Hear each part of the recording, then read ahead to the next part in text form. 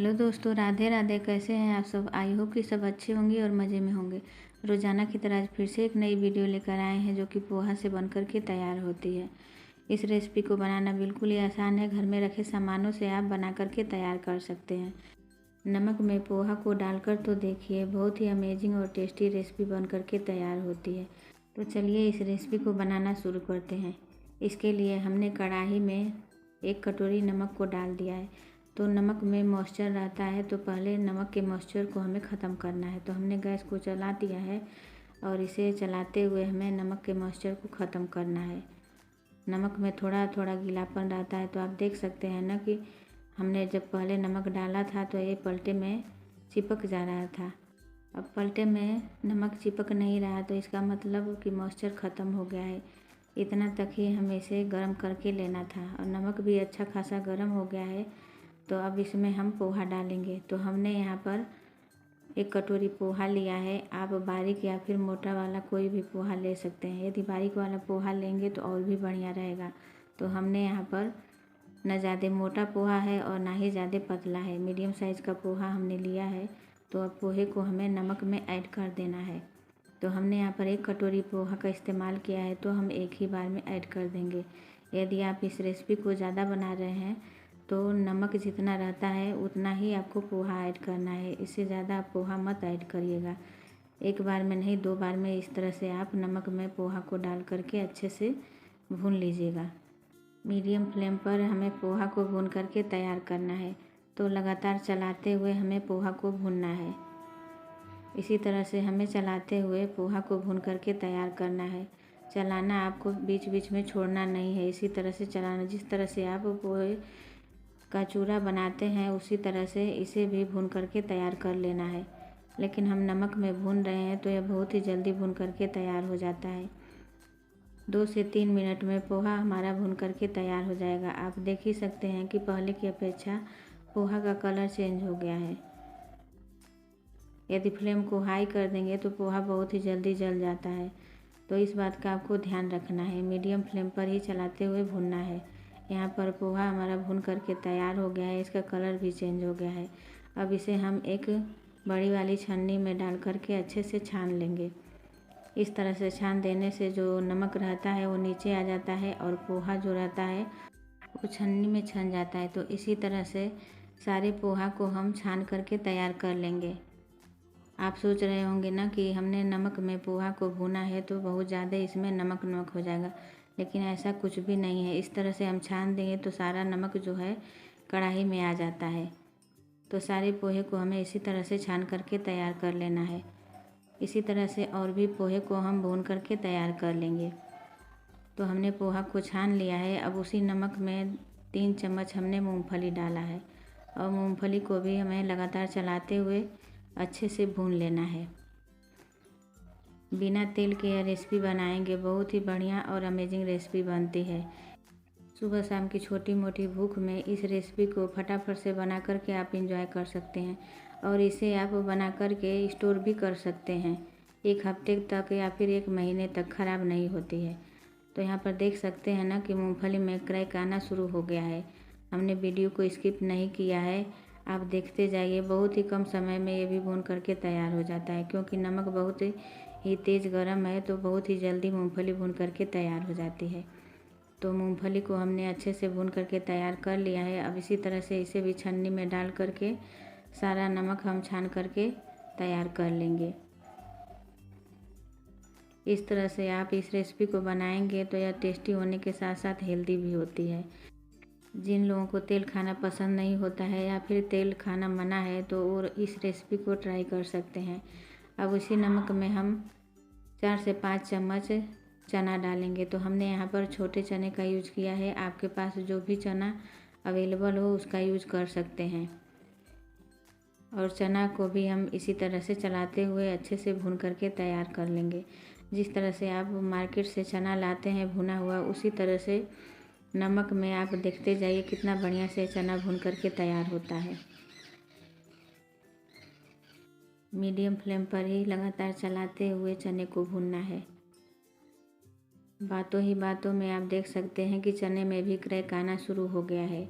1 से 2 मिनट लगता है, इससे ज़्यादा नहीं लगता है, क्योंकि नमक पहले से ही गर्म है तो इसे भूनने में ज़्यादा समय नहीं लगता है। यहाँ पर चना भी हमारा अच्छे से भून करके तैयार हो गया है। जब भी आपको चना खाना हो तो इस तरह से आप नमक में भून करके घर पर भी इंजॉय कर सकते हैं। तो हमने चने को अच्छे से भून करके तैयार कर लिया है। इसे भी हम छन्नी में डालकर छान लेंगे।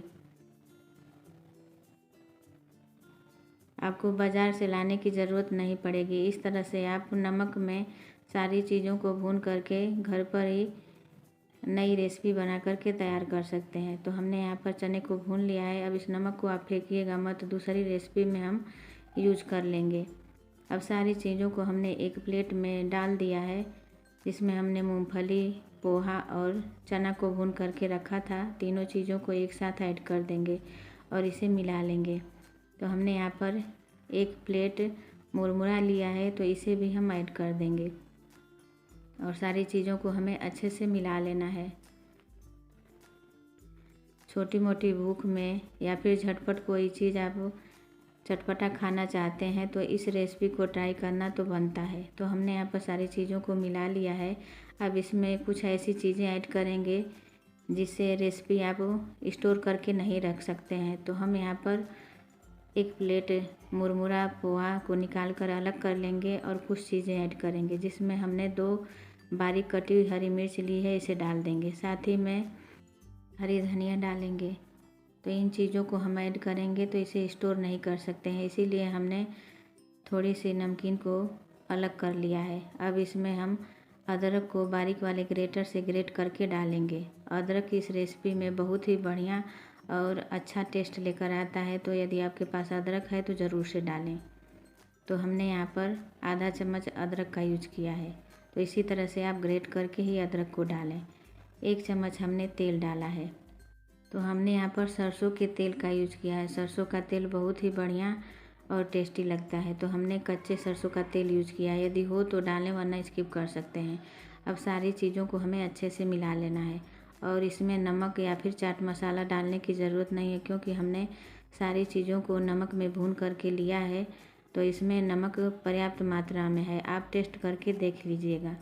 अब सारी चीज़ों को मिलाने के बाद हमने 3 से 4 चम्मच नमकीन लिया है, इसे भी डाल देंगे ताकि इसका टेस्ट और भी बढ़ जाए। तो आप चाहें तो नमकीन डालें, वरना इसे स्किप कर सकते हैं। अब सारी चीज़ों को हमें अच्छे से मिला लेना है और इस रेसिपी को आप चाय के साथ या फिर छोटी मोटी सुबह शाम की भूख में एंजॉय कर सकते हैं। इतना टेस्टी लगती है कि बार बार बनाना चाहेंगे। तो चलिए दूसरी रेसिपी बनाना शुरू करते हैं। इस रेसिपी को बनाने के लिए हमने यहाँ पर एक बाउल लिया है। बाउल में 1 कटोरी मुरमुरा डालेंगे। तो आपको जितना रेसिपी बनाना है उस हिसाब से मुरमुरे की मात्रा कम ज़्यादा कर सकते हैं। अब मुरमुरा में हमें पानी डालना है। तो यहाँ पर मुरमुरा में पानी डाल देंगे और इसे बढ़िया से हमें साफ़ करना है। तो मुरमुरा में जो धूल मिट्टी कण रहते हैं वो पानी में अच्छे से साफ़ हो जाते हैं। तो यहाँ पर आप देख सकते हैं ना कि इसे हल्के हाथों से हमें मुरमुरा को धुलना है। मुरमुरा को धुलने के बाद इसे हम पानी से तुरंत ही निकाल देंगे। पानी में मुरमुरे को छोड़ना नहीं है, नहीं तो एकदम से सॉफ्ट पड़ जाएंगे। तो इस बात का आपको ध्यान रखना है। धुलने के बाद हम तुरंत ही छनौटे से छान करके पानी को अलग कर लेंगे और मुरमुरा को अलग कर देंगे। तो यहाँ पर हमने पानी से मुरमुरा को अलग कर लिया है। अब चलिए चलते हैं नेक्स्ट प्रोसेस में। तो इधर हमने कढ़ाई रख दी है। कढ़ाई में 1 चम्मच तेल को गर्म करेंगे और इसमें हमने 2 से 3 चम्मच मूंगफली डाला है। मीडियम फ्लेम पर लगातार चलाते हुए मूंगफली को हमें अच्छे से भून करके तैयार कर लेना है। तो आप देख सकते हैं ना कि मूंगफली अच्छे से भून गई है, तो इसे एक प्लेट में निकाल लेंगे। इधर हमने एक मीडियम साइज़ का आलू लिया है, 2 हरी मिर्च लेंगे और 1 प्याज को लिया है। तीनों चीज़ों को हमने छील करके अच्छे से साफ़ कर लिया है। अब इसे हमें बारीक काट करके तैयार कर लेना है। तो जितना बारीक हो सके उतना बारीक हमें आलू, हरी मिर्च और प्याज को काटना है। तो यहाँ पर आप देख सकते हैं ना कि हमने आलू को काट लिया है। मिर्च की मात्रा आप अपने हिसाब से एडजस्ट कर सकते हैं।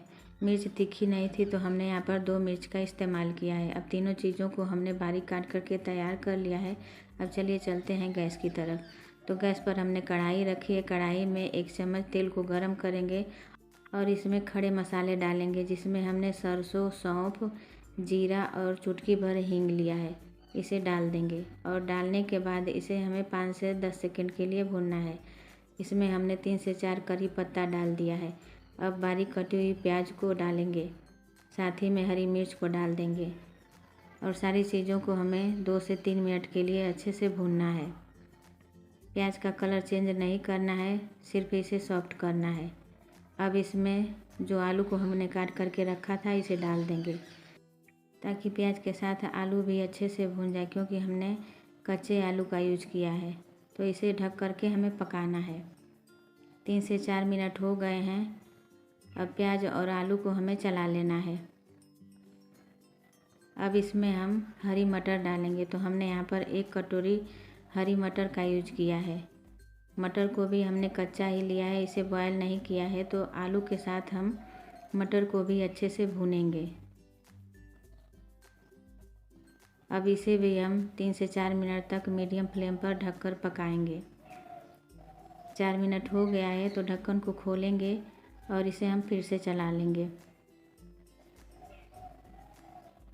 अब इसमें हम टेस्ट के अकॉर्डिंग नमक डालेंगे। तो हमने यहाँ पर 1 छोटे चम्मच से 1 चम्मच नमक का यूज किया है। साथ ही में आधा चम्मच चीनी डालेंगे। इस रेसिपी में चीनी ज़रूर से डलती है, यदि आप लाइक करते हो तो डालें, वरना स्किप कर सकते हैं। चीनी डाल देने से यह रेसिपी तीखी, मीठी और चटपटी लगती है। अब सारी चीज़ों को हमें 1 मिनट के लिए ढककर पकाना है। हमने सभी चीज़ों को 1 मिनट के लिए पका लिया है। अब यहाँ पर आलू और मटर अच्छे से पक गए हैं। तो इसमें 1/4 चम्मच कश्मीरी लाल मिर्च पाउडर डालेंगे। साथ ही में चुटकी भर हल्दी पाउडर डालेंगे, जिससे इस रेसिपी का कलर अच्छा है। इसमें और मसाले डालने की ज़रूरत नहीं है, हमने यहाँ पर लाल मिर्च और हल्दी पाउडर का यूज किया है। अब मसाले को हमें 5 से 10 सेकंड के लिए चलाते हुए भून लेना है। अब इसमें जो मुरमुरा हमने भिगा करके रखा था इसे ऐड कर देंगे। अब मुरमुरा को डालने के बाद बहुत ज़्यादा पकाने की ज़रूरत नहीं है, हमने मुरमुरा को डाल दिया है। अब सारी चीज़ों को हमें अच्छे से चलाते हुए 1 मिनट के लिए भून लेना है। यदि मुरमुरा को आप देर तक पकाएंगे तो मुरमुरा बहुत ही हार्ड हो जाएगा, तो खाने में टेस्टी नहीं लगेगा। तो पोहा तो आप बहुत खाए होंगे, लेकिन एक बार मुरमुरे का पोहा बना करके देखिए। आप चूरे वाला जो पोहा होता है उसका टेस्ट भूल जाएंगे, बहुत ही अमेजिंग और टेस्टी लगता है। मेरे यहाँ तो ये मुरमुरे के पोहे को सारे लोग पसंद करते हैं। तो यहाँ पर आप देख सकते हैं ना कि सारी चीज़ों को हमने अच्छे से मिला लिया है। अब इसमें बारीक कटी हुई धनिया डालेंगे और जो हमने मूंगफली को भून करके रखा था उसे भी ऐड कर देंगे और थोड़ा मूंगफली को बचा लेंगे। अब सारी चीज़ों को हमें बढ़िया से मिला लेना है और गैस को बंद कर देंगे। इस रेसिपी को बनाना इतना आसान है और खाने में इतनी टेस्टी लगती है कि आप पोहा तो खाना भूल ही जाएंगे। तो यहाँ पर हमने मुरमुरे के पोहे को बना करके तैयार कर लिया है। अब चलिए इसे सर्व करते हैं। तो इसे एक प्लेट में सर्व करेंगे। आप चाहें तो इस तरह से भी खा सकते हैं या फिर ऊपर से थोड़ा सा मूंगफली को ऐड कर देंगे। साथ ही में थोड़ा ऊपर से हमने सेव नमकीन लिया है, इसे डाल देंगे ताकि इसका टेस्ट और बढ़ जाए। तो आई होप कि मेरी वीडियो पसंद आई होगी। पसंद आई है तो एक लाइक तो बनता है। दोनों वीडियो में से कौन सी वीडियो आपको ज़्यादा पसंद आई है प्लीज़ आप कमेंट करके ज़रूर बताइएगा।